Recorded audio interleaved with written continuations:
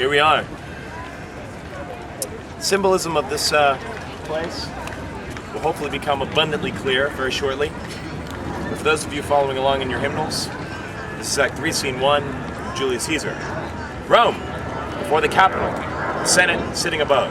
Flourish, enter Caesar, Brutus, Cassius, Casca, Decius, Metellus, Trebonius, Cinna, Antony, Lepidus, Artemidorus, Publius, Popilius, and the soothsayer. The Ides of March are come. I, Caesar, but not God. Hail, Caesar! Read this article. Trebonius doth desire you to o'erread at your best leisure this his humble suit. Oh, Caesar, read mine first! For mine's a suit that touches Caesar near. Read it, great Caesar. What touches us ourself shall be last, sir. Delay not, Caesar, read it instantly. What, is the fellow mad? Sirrah, give place. What, urge you your petitions in the street? Come to the Capitol.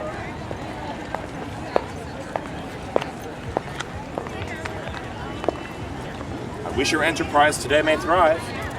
What enterprise, Julius? Fare you well. Leaves him and joins Caesar. What said Popilius Lena? He wished today our enterprise might thrive. I fear our purpose is discovered. Look how he makes to Caesar. Mark him. Casca be sudden, for we fear prevention. Brutus, what shall be done? If this be known, Cassius or Caesar never shall turn back, for I will slay myself. Cassius be constant. Popilius Lena speaks not of our purposes, for look, he smiles, and Caesar doth not change. Trebonius knows his time, for look ye, Brutus, he draws Mark Antony out of the way. Where is Metellus Cimber? Let him go, and presently prefer his suit to Caesar. He is addressed, press near and second him. Casca, you are the first that rears your hand. Are we all ready? What is now amiss that Caesar and his Senate must redress? Most high, most mighty, and most puissant Caesar, Metellus Cimber throws before thy seat an humble heart. I must prevent thee, Cimber. These couchings and these lowly courtesies might fire the blood of ordinary men, and turn preordinance and first decree into the law of children. Be not fond to think that Caesar bears such rebel blood that will be thawed from the true quality with that which melteth fools, I mean sweet words, low crooked curtsies, and base spaniel fawning. Thy brother by decree is banished. If thou dost bend and pray and fawn for him, I spurn thee like a cur out of my way. No, Caesar doth not wrong. And without cause will he be satisfied.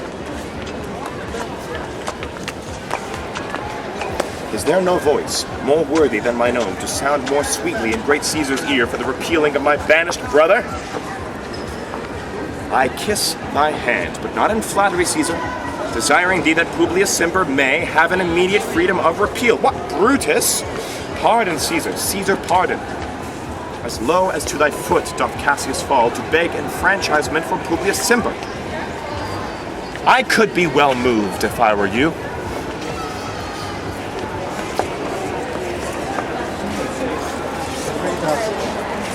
If I could pray to move, prayers would move me. But I am constant as the northern star.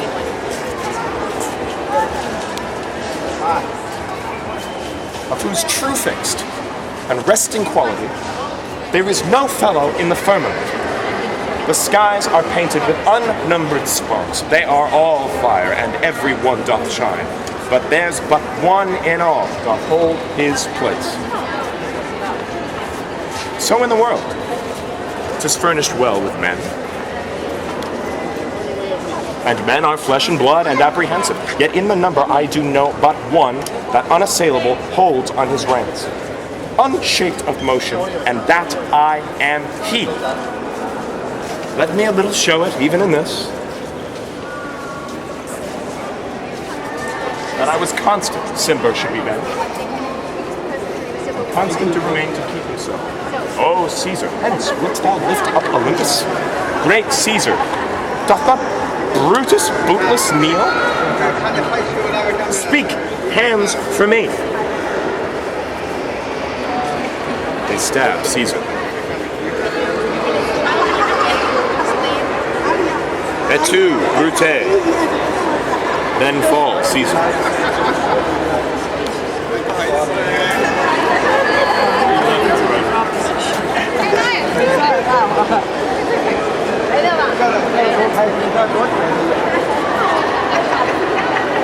Liberty.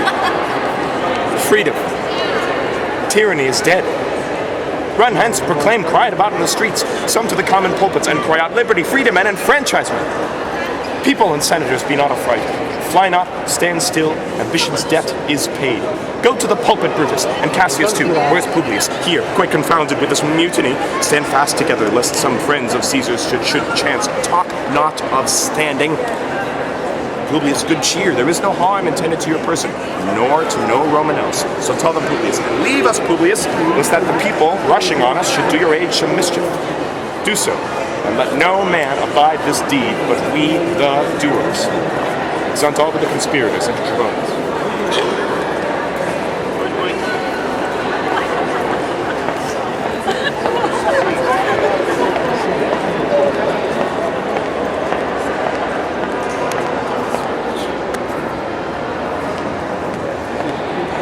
Antony fled to his house amazed. Men, wives, and children stare, cry out, and run as it were doomsday. Fates, we will know your pleasures, that we shall die, we know, but 'tis the time, and drawing days out, that men stand upon. Why, he that cuts off 20 years of life cuts off so many years of fearing death. Grants thou, and then is death a benefit. So are we Caesar's friends that have abridged his time of fearing death. Stoop, Romans, stoop. Let us bathe our hands in Caesar's blood. Up to the elbows and besmear our swords. Then walk we forth even to the marketplace, and waving our red weapons o'er our hands, let's all cry peace, freedom, and liberty. Stoop then, wash. How many ages hence shall this on a lofty scene be acted over in states unborn and accents yet unknown? How many times shall Caesar bleed in sport that now on Pompey's basis lies along no worthier than the dust? So oft as that shall be, so often shall the knot of us be called the men that gave their country liberty. What shall we forth? Aye, every man away.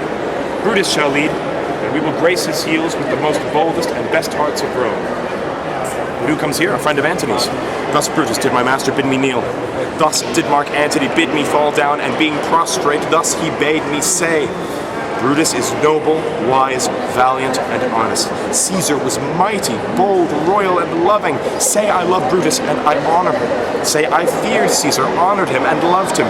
If Brutus will vouchsafe that Antony may safely come to him and be resolved how Caesar has deserved to lie in death, Mark Antony shall not love Caesar dead so well as Brutus living, but will follow the fortunes and affairs of noble Brutus through the hazards of this untrod state with all true faith. So says my master Antony. My master is wise and valiant Roman. I never thought him worse. Tell him, so please him come unto this place, he shall be satisfied, and by my honor depart untouched. I'll fetch you presently. I know that we shall have him well to friend. I wish we may, but yet have I a mind that fears him much, and my misgiving still falls shrewdly to the purpose.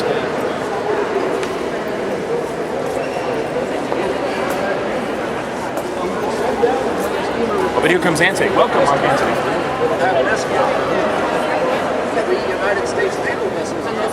Almighty Caesar, dost thou lie so low?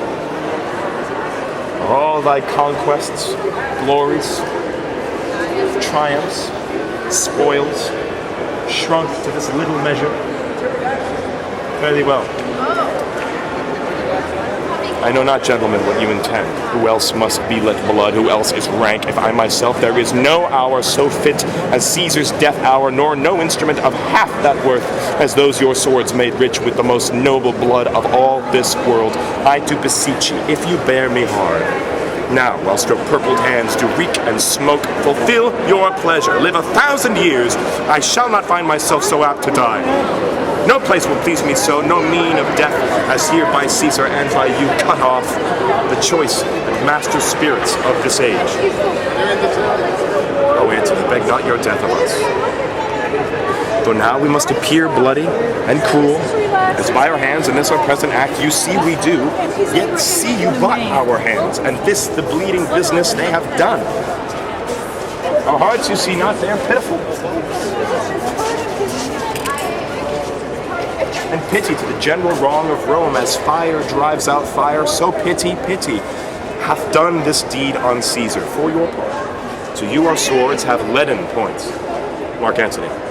Our arms in strength of malice and our hearts of brother's temper do receive you in with all kind love, good thoughts, and reverence. Your voice shall be as strong as any man's in the disposing of new dignities. Only be patient till we have appeased the multitude besides themselves with fear, and then we will deliver you the cause why I, that did love Caesar when I struck him, have thus proceeded. I doubt not of your wisdom. Let each man render me his bloody hand. First, Marcus Brutus will I shake with you. Next, Caius Cassius, do I take your hand. Now, Decius Brutus, yours. Now yours, Metellus. Yours, Cinna, and my valiant Casca, yours. The last, not least in love, yours, good Trebonius. Gentlemen all, alas. What shall I say? My credit now stands on such slippery ground that one of two bad ways you must conceit me. Either a coward or a flatterer. I did love thee, Caesar, oh, 'tis true. If then thy spirit look upon us now, shall it not grieve thee dearer than thy death to see thy Antony making his peace, shaking the bloody fingers of thy foes most noble in the presence of thy corse? Had I as many eyes as thou hast wounds, weeping as fast as they stream forth thy blood, it would become me better than to close in terms of friendship with thine enemies. Pardon me, Julius. Here wast thou bade, brave heart.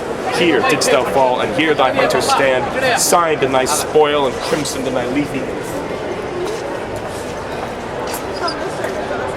O world,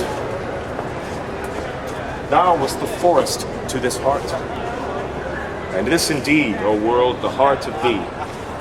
How like a deer stricken by many princes dost thou here lie. Mark Antony, pardon me, Caius Cassius. The enemy of Caesar shall say this, then in a friend it is cold modesty. I blame you not for praising Caesar so, but what compact mean you to have with us? Will you be pricked in number of our friends, or shall we on and not depend on you?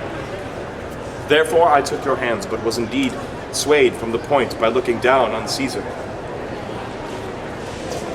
Friends, am I with you all, and love you all, upon this hope that you shall give me reasons why and wherein Caesar was dangerous, or else were this a savage spectacle? Our reasons are so full of good regard that were you, Antony, the son of Caesar, you should be satisfied. That's all I seek. And am moreover suitor that I may produce his body to the marketplace, and in the pulpit, as becomes a friend, speak in the honor of his funeral. You shall, Mark Antony. Brutus, a word with you. You know not what you do. Do not consent that Antony speak in his funeral. Know you how much the people may be moved by that which he will utter? By your pardon, I will myself into the pulpit first, and show the reason of our Caesar's death. What Antony shall speak, I will protest he speaks by leave and by permission, and that we are contented Caesar shall have all true rights and lawful ceremonies. It shall advantage us more than do us wrong. I know not what may befall, I like it not. Mark Antony, here take you Caesar's body. You shall not in your funeral speech blame us, but speak all good you can devise of Caesar. And say you do it by our permission. Else shall you not have any hand at all about his funeral. And you shall speak in the same pulpit whereto I am going after my speech is ended. Be it so, I do desire no more. Prepare the body then and follow us.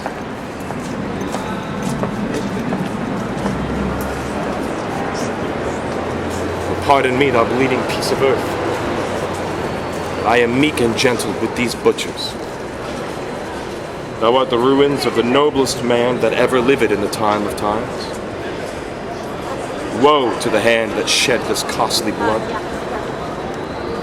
Over thy wounds now do I prophesy, which like dumb mouths do ope their ruby lips to beg the voice and utterance of my tongue. A curse shall light upon the limbs of men. Domestic fury and fierce civil strife shall cumber all the parts of Italy. Blood and destruction shall be so in use, and dreadful objects so familiar. Mothers shall but smile when they behold their infants quartered with the hands of war. All pity choked with custom of fell deeds. And Caesar's spirit, ranging for revenge, with Ate by his side, come hot from hell, shall in these confines with a monarch's voice cry havoc! And let slip the dogs of war, that this foul deed shall smell above the earth with carrion men groaning for burial. You serve Octavius Caesar, do you not? I do, Mark Antony.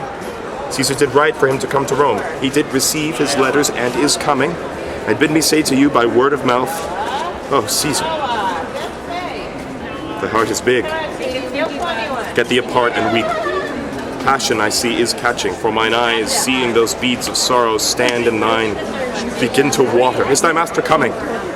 He lies tonight within 7 leagues of Rome. Post back with speed and tell him what hath chanced. Here is a mourning Rome, a dangerous Rome, no Rome of safety for Octavius yet. High Hanson tell him so, yet stay a while. Thou shalt not back till I have borne this course into the marketplace. There shall I try, in my oration, how the people take the cruel issue of these bloody men. According to the which, thou shalt discourse to young Octavius of the state of things. Lend me your hand.